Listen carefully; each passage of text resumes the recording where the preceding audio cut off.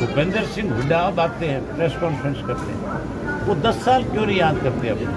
कैसे बड़ौदा को संभाल पाएंगे? अरे भाई वो दबो ना। आपने ये कैसे कह दिया कि मैं अकेला हूँ? लगा दिया। मेरे साथ हरियाणा प्रदेश के लाखों लोग हैं। मेरी पार्टी को रोज नए लोग ज्वाइन कर रहे हैं। रोजाना INLD का कुंबा जो है बढ़ता जा रहा है। जहाँ तक सरकार के लोगों की बात है, अगर सरकार ने कोई अच्छे काम किए होते तो फिर मान करके चलो आज मंत्रियों को गलियों में धूल नहीं फांकी, फिर तो सरकार में बैठे लोग ये कह करके वोट मांगते कि हमने पहले आपके यहाँ विकास के काम किए हैं, आने वाले समय में फिर और जो दिक्कत कठिनाई कमी है उसको पूरा करें। लेकिन 5 साल बीजेपी का राज, यहाँ एक ईंट नहीं लगी, एक छोटा मोटा काम नहीं हुआ। यहाँ तो जोड़ का पानी जिनमें पशुओं को पिलाते हैं वो भी इस लायक नहीं है कि पशु उस पानी को पी लें। अगर पशु उस पानी को पी करके अपने घर तक जाता है, रास्ते में बीमार पड़ जाता है, रास्ते में दिक्कत आनी शुरू हो जाती है, गलियों का, नालियों का, स्कूलों का, हर चीज़ का बुरा हाल है। इस सब के लिए कोई और जिम्मेवार नहीं है, सरकार जिम्मेवार होती है। 10 साल कांग्रेस का राज है, 10 साल के कांग्रेस के राज में भी यहाँ लोगों की अनदेखी हुई। ये तो आम आप लोगों ने इंटरव्यू किए, मैंने उनको देखा है। लोग उसमें खुला आरोप ये लगाते रहे कि भाई जब काम की बात आई, रोजगार की बात आई, नौकरी की बात आई, हमारी अनदेखी की गई और कलोई हल्के लोगों को महत्व दिया।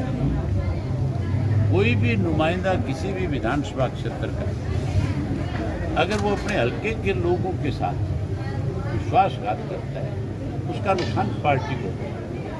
भूपेंद्र सिंह हुड्डा मुख्यमंत्री थे 10 वर्ष, तब उन्हीं का उम्मीदवार यहाँ से जीता हुआ था।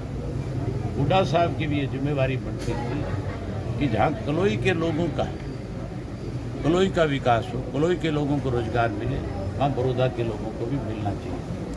हमने तो बड़ौदा के अंदर शुगर मिल लगाई, 1 साल में तैयार कर 250 से ज़्यादा बच्चों को रोजगार और नौकरी उस मिल में मिली। उसके अलावा हमारे 5 वर्ष के कार्यकाल, अगर आप बड़ौदा विधानसभा क्षेत्र के उस 5 साल के राज पर जानकारी हासिल करोगे कि इस इलाके के कितने बच्चों को रोजगार और नौकरी मिली।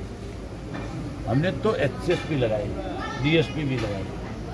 हमने तो एक राजेंद्र नाम के DIG हैं, IG रिटायर हुए, मोर जो है, किस तरह से किसी व्यक्ति को सम्मान दिया जाता है।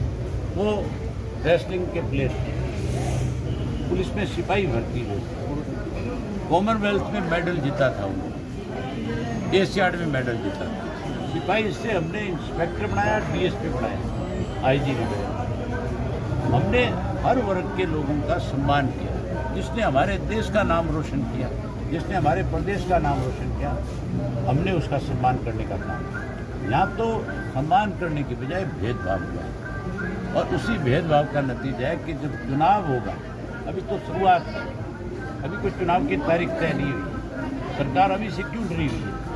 क्यों सरकार अपने मंत्रियों को बारी बारी यहाँ भेज रही है? इसलिए लोगों को आकर के लालच दिया जाता है। यहाँ जो मंत्री उनके आकर के बयान देते हैं, बड़ी हैरानी है।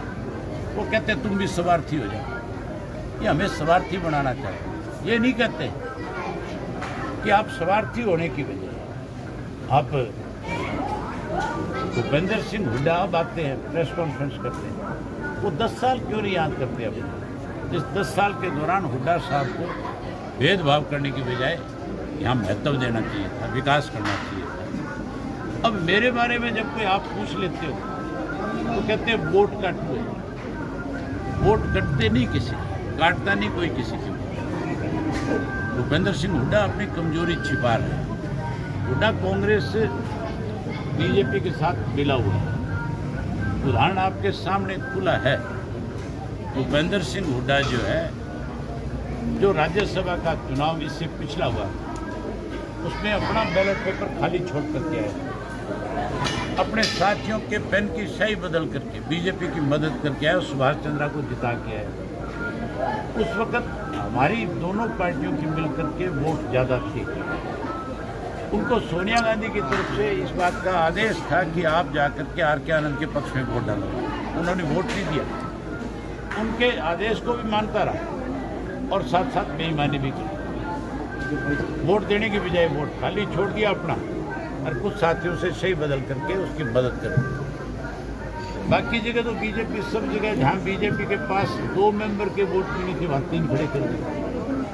हरियाणा के अंदर जहाँ तीसरे मेंबर के लिए केवल 1 वोट चाहिए था, यहाँ तीसरा मेंबर खड़ा करने की बजाय हुड्डा की लड़की को निर्विरोध बना दिया। ये आसान उतारा है हुड्डा साहब। अब भी आप देखना, ये जब चुनाव आएगा उस चुनाव के अंदर भाजपा की मदद भूपेंद्र सिंह हुड्डा करेगा। अब जी कहीं ना कहीं लोग मानते हैं, तो वो भी मानते हैं कि घर है, क्या इनेलो घर वापसी अब कर पाएगी वापिस से यहाँ पे सत्ता में आ पाएगी? मैंने आपसे बताया कि इंडियन नेशनल लोकल पार्टी और चौधरी देवीलाल की नीतियों में इन लोगों का विश्वास रहा है। सर आज इस चुनाव का जो नतीजा होगा उससे स्पष्ट हो जाएगा कि लोग आज फिर चौधरी देवीलाल की नीतियों को आगे बढ़ाएं। सर आज किसान के साथ ऑनलाइन ठगी बहुत हो रही है, ऑनलाइन ठगी बहुत की जा रही है, किसान के खाते से पैसे निकाले जा रहे हैं ऑनलाइन के जरिए। किसान के खाते से नहीं, आड़ती को भी कमजोर किया जा रहा है।